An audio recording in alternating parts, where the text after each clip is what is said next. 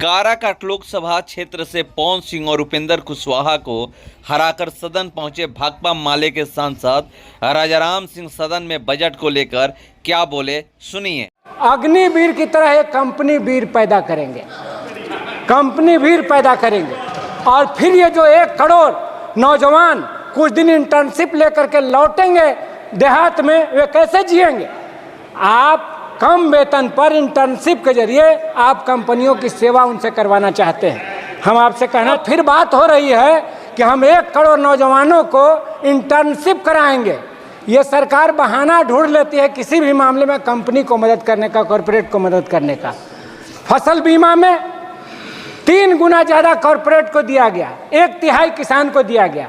और इसमें भी 500 कंपनियों को आप जो इंटर्नशिप के लिए पैसा देंगे तो बेरोजगारों को कम देंगे, कंपनियों को ज़्यादा। मैं इस सरकार के बजट के खिलाफ में बोलने के लिए खड़ा हुआ, इसलिए कि ये बजट किसान विरोधी, छात्र युवा विरोधी, गरीब विरोधी बजट है।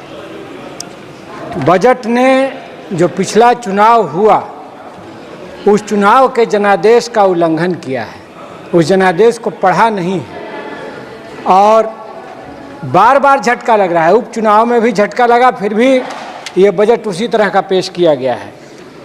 अभी हम थोड़ा सा एक आंकड़े की तरफ जाना चाहेंगे। लगातार कृषि बजट घटता चला गया है। किसानों के खिलाफ ये है, 19-20 में 5.44% था टोटल बजट का, 21-22 में 5.8% हुआ, 0.8% हुआ, 21-22 में 4.26% हुआ, 22-23 में 3.84% हुआ, 23-24 में 3.20% हुआ और इस बार 24-25 में ये 3.15% है। तो लगातार डिक्लाइन है। लगता है जैसे बैठ करके कॉरपोरेट घराने इसको कैलकुलेट करते हैं कि कृषि को लगातार पीछे ढकेलना है। और ये आंकड़े, आप लोग प्लीज, ये कोई गलत बात नहीं। यादव जी बैठिए, अपना सीट में बैठिए। देश में खेती घाटे में है और देश का किसान लगातार लाभकारी खेती के लिए लड़ रहा है। किसान कर्जे में आत्महत्या कर रहा है। एमएसपी का जो सवाल है, एमएसपी का एक पहली बना हुआ है, C2 + 50% या A2 + 50%। सरकार बराबर कहती है कि हम लाभकारी दाम दे रहे हैं, लेकिन C2 + 50% स्वामीनाथन कमीशन का रिकमेंडेशन है। कॉम्प्रिहेंसिव कॉस्ट यानी उसमें परिवार का श्रम भी और ज़मीन का किराया भी। इसलिए खेती को लाभकारी बनाइए।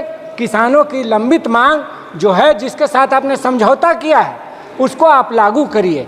आपने लिखित दिया है बजाबता सिंघू बॉर्डर पर शहीद किसानों का स्मारक बनाने का और ये तमाम चीज़ें। दूसरी बात मैं कहना चाहता हूँ, नौजवानों के प्रति भी यह बजट बहुत ही बेरुखी का इजहार करता है। अव्वल तो जो इकोनॉमिक सर्वे आया उसमें कहा गया कि आधे नौजवान, आधे बेरोजगार, वो रोजगार के काबिल ही नहीं हैं, अनएम्प्लॉयबल हैं। तो स्किल इंडिया क्या कर रहा था? स्किल इंडिया था या किल इंडिया था? वो क्या था? वो क्या था? क्यों स्कूल नहीं बनाया? और अब फिर बात हो रही है कि हम 1 करोड़ नौजवानों को इंटर्नशिप कराएंगे। ये सरकार बहाना ढूंढ लेती है किसी भी मामले में कंपनी को मदद करने का, कॉरपोरेट को मदद करने का। फसल बीमा में 3 गुना ज़्यादा कॉरपोरेट को दिया गया, 1/3 किसान को दिया गया। और इसमें भी 500 कंपनियों को आप जो इंटर्नशिप के लिए पैसा देंगे तो बेरोजगारों को कम देंगे, कंपनियों को ज़्यादा देंगे। और उससे पैदा क्या करेंगे आप? अग्निवीर की तरह एक कंपनी वीर पैदा करेंगे, कंपनी वीर पैदा करेंगे। और फिर ये जो 1 करोड़ नौजवान कुछ दिन इंटर्नशिप लेकर के लौटेंगे देहात में, वे कैसे जिएंगे? आप कम वेतन पर इंटर्नशिप के जरिए आप कंपनियों की सेवा उनसे करवाना चाहते हैं। हम आपसे कहना चाहते हैं कि जो टैक्स जो आपने तय किया है, इसलिए मैं कह रहा हूं कि कॉरपोरेट की सरकार है, गरीबों के खिलाफ सरकार है। टैक्स में आप जो 60% आम आदमी है उससे आपने 60% टैक्स तय किया है और जो रिच हैं, सुपर रिच हैं, उनसे आप मुश्किल से 2% टैक्स लेते हैं। तो कैसे स्वास्थ्य और शिक्षा पर खर्च होगा, कैसे ओपीएस लागू होगा, ओल्ड पेंशन स्कीम, कैसे विकलांगों को, गरीबों को 3,000 प्रति महीना मिलेगा सामाजिक सुरक्षा पेंशन।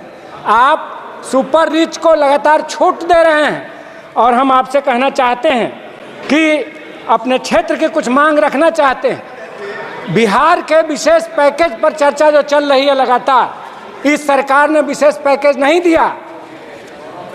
मैं उस समय बिहार विधानसभा में था जब झारखंड के साथ बंटवारा हुआ था। बिहार 450 करोड़ के डेफिसिट में था और झारखंड 2700 करोड़ के बेनिफिट में था। इसीलिए विशेष राज्य दर्जे की मांग उठी थी।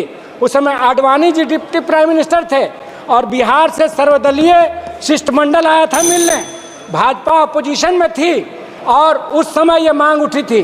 आज इस सरकार ने विशेष राज्य का दर्जा नहीं दिया। और जो 3 सवाल थे, महोदय 1 मिनट, ये बहुत क्रूशियल क्वेश्चन है इसलिए 1 मिनट समय दिया जाए। जो क्रूशियल सवाल थे, इंटरनेशनल बॉर्डर से पानी आता है, बाढ़ में डूब जाता है बिहार, क्या उसका उपाय हुआ है? हम तो समझते हैं कोसी हाई डैम बनाने की बात थी, नेपाल में वो हाई डैम बनना है, सरकार ने उसके लिए कुछ नहीं किया है।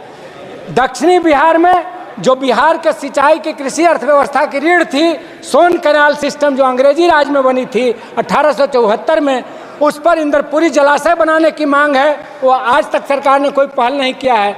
तो सिंचाई का व्यवस्था भी खत्म और बाढ़ नियंत्रण का भी मामला खत्म और गरीबी मिटाने का सवाल भी खत्म।